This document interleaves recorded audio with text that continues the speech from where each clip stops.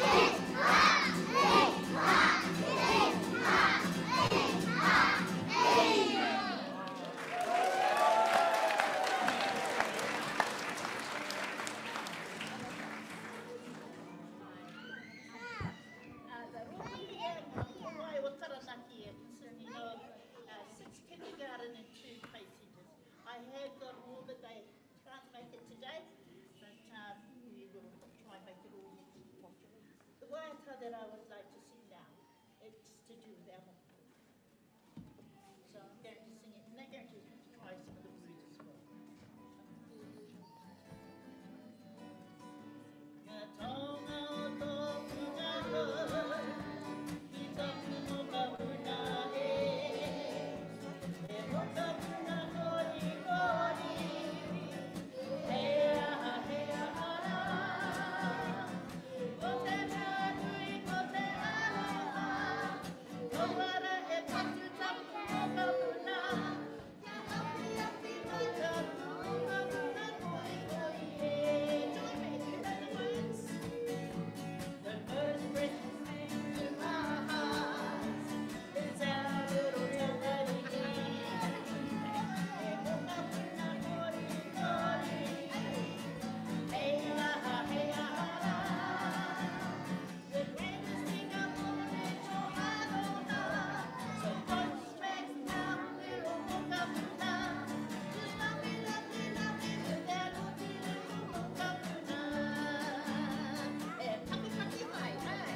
E tōna o tōku ngā hoi, ko tapu hoka puna e. Hoka puna kori kori, hei aha, hei aha.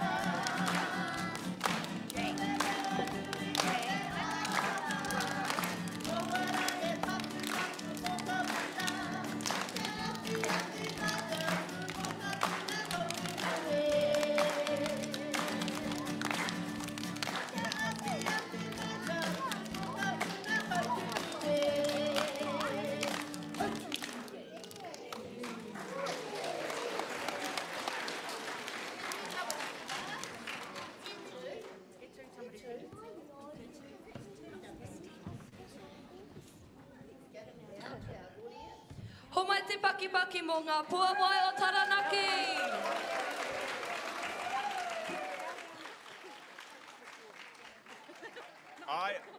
Haere mai to all our tamariki from Puawai o Taranaki. Come down here and touch the mauri of Te Matatini as you exit the stage. Wow, we love to see it. Beautiful, beautiful. All right, that ends